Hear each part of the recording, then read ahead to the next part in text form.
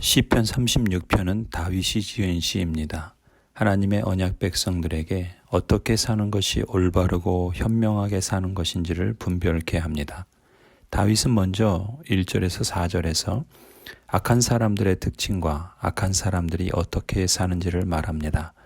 1절, 악인의 마음 깊은 곳에는 반역의 충동만 있어 그의 눈에는 하나님을 두려워하는 기색이 조금도 없습니다.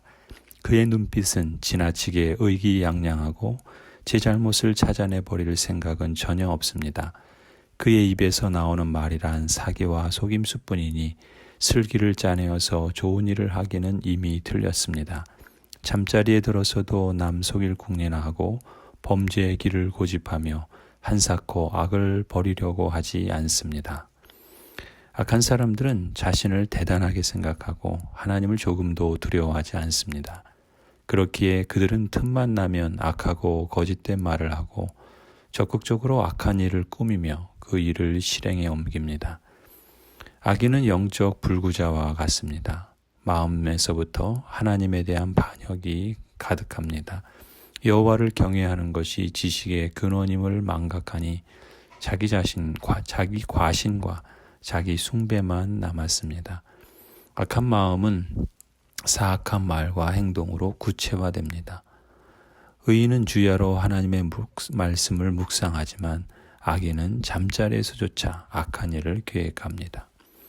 반면에 의로운 사람은 5에서 9절에서 의로운 사람들의 특징과 의인이 어떻게 사는지 말합니다.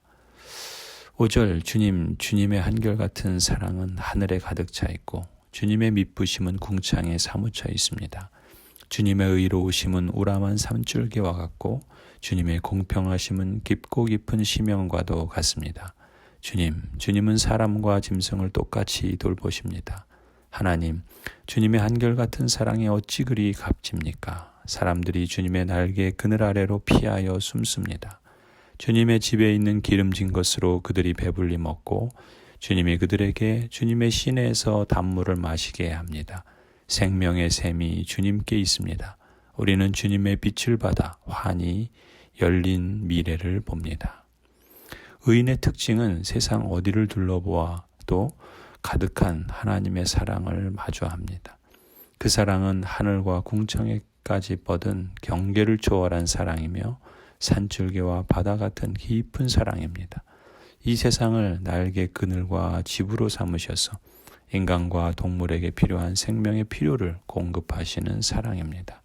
의인은 이처럼 생명의 샘이 주님께 있다고 믿습니다. 그렇기에 의인은 주님의 한결같은 사랑을 사모합니다. 10절에 간구합니다. 주님을 사랑하는 사람들에게는 주님께서 친히 한결같은 사랑을 베풀어 주십시오.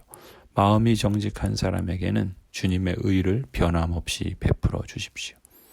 또한 악인의 꾀에 넘어가지 않고 지켜주시기도 간구합니다. 11절, 오만한 자들이 발로 나를 짓밟지 못하게 하시고 악한 자들이 손으로 나를 휘두르지 못하게 하여 주십시오.